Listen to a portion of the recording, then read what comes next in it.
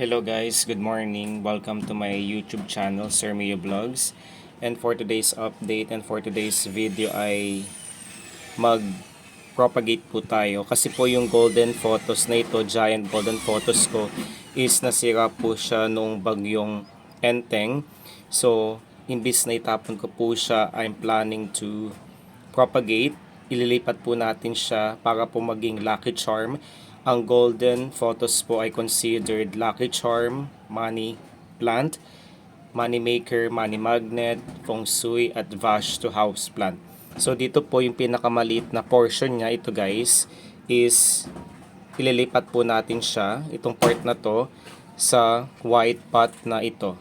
So hindi na po ako bumili dahil ito pong pinaglagyan nito is yung pinopagate ko rin po or pinarami ko na halaman, yun pong aglonema plants. So, wag na wag po kayo magpapawala ng ganitong golden photos dahil bukod sa sila po is naghihikayat ng napakaraming blessings sa kaperahan, pananalapi.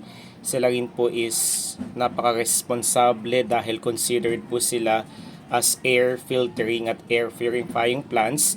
Kumbaga, you can do anything from this plant basta po naalagaan po natin silang mabuti. So maglalagay po tayo ng lupa mismo dito sa loob, kakalahatiin po natin siya. So ayan.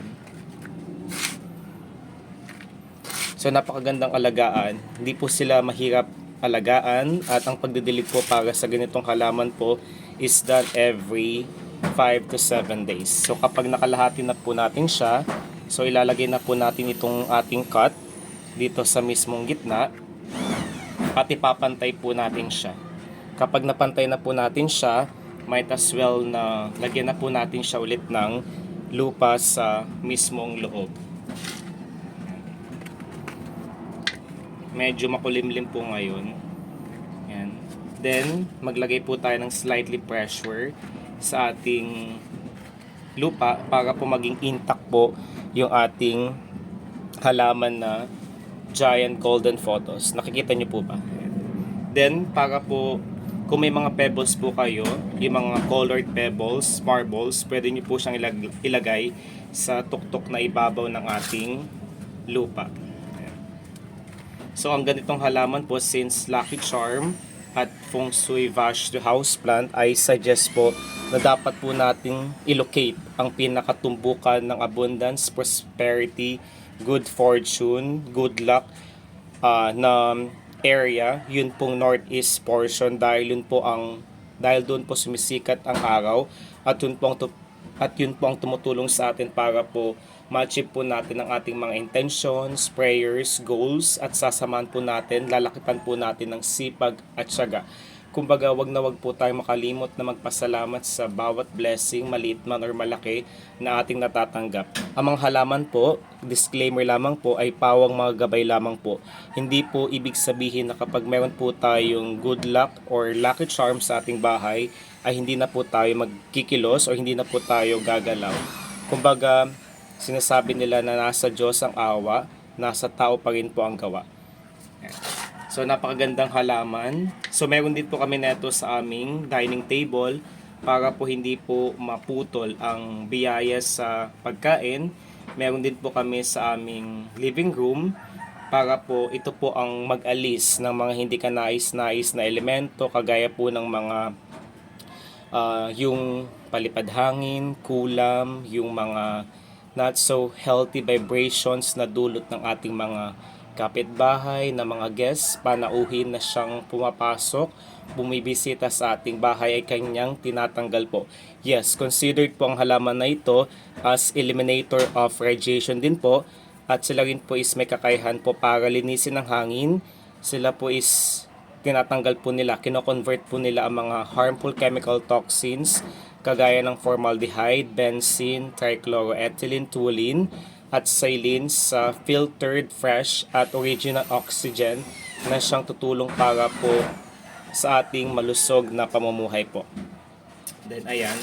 So wag na wag niyo po siyang ilalagay. Yung propagation niyo po is situate na dapat po nating ilagay sa filtered sunlight. Ayan. So lagyan pa natin sa pinakadulo dapat po intact yung soil sa mismong ating pot. Since basa po yung lupa, I suggest na wag nyo po siyang didiligan dahil po ang labis na tubig po para sa ating mga giant golden photos po ay hindi maganda. Kumbaga, even though they can thrive in water, ang pagpapalit po ng water kung we are propagating this by means of water propagation, gagamit po tayo ng clear glass na basyo or container para po makita po natin ang pagtubo ng mga ugat neto, at ang pagpapalit po ng tubig is done every 5 to 7 days. Ang pinaka-suggested at recommended na tubig para sa water propagation, if you're planning to follow it, is yung alkaline water. Then wag na wag po nating ipandidilig yung tubig na galing sa nawasa dahil napakayaman po. Hindi po maganda ang chlorine content ng nawasa water sa lahat po ng varieties or cultivars ng mga Lucky Feng Shui houseplant dahil hindi po nakakatulong iyon para sa kanilang pagtangkad, paglaki at possible na paglago. So ito na po siya ang ating magandang resulta or propagation natin. So, ilalagay ko ito sa aking bedroom. Maganda din pong ilagay ang giant golden photos sa bedroom dahil sila po is nagproproduce ng oxygen sa gabi na siyang tutulong po para mabuo or makuha po natin ang ating magandang pagtulog para sa next day po is magkaroon po tayo ng kaaya-aya, matiwasay at magandang tulog na siyang tutulong din po para magampanan natin ang ating trabaho ng matiwasay at ng may kahusayan po. So ito na siya. So yung pebbles or rock, mga decorations sa mismong ibabaw niya ay hindi ko nakita, hindi ko siya mahanap kung saan ko siya inilagay. So optional lamang po yon. So alternative po para po maging lucky charm at decorative ang ating halaman, maging aesthetic siya, is maglalagay po tayo ng mga pebbles sa mismong pinakatuktok na ibabaw ng lupa.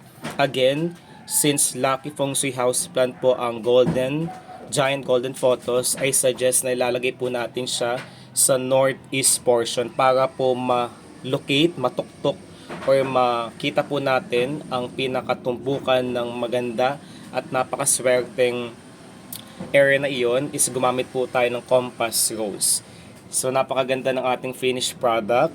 So ang pagdidilig po dito, since umulan po this past few weeks, I decided to collect water from nature. Yung rainwater or yung spring water po is napakaganda. Maswerte na po ang ganitong halaman at mas lalo siya magiging maswerte kapag ginamitan po natin siya ng tubig na galing sa kalikasan, at ito po ang tutulong para po mahaltak po natin ang mga matutumal na biyaya, at soon eventually kapag may biyaya po tayong natanggap, para po hindi po maputol ang sikulo ng mga abundant, overflowing, siksik-liglig na gumapaw ng mga blessing, ay ibabahagi po natin iyon, ang mga blessing po sa ating pamilya, sa relatives, kaibigan, malapit sa ating puso, at lalo na po sa mga taong nangangailangan ng ating tulong. Short update lamang po guys, nawa po ay nag-enjoy po kayo because I did really enjoy sharing this information to you all guys. Ingat po tayong lahat. Bye-bye!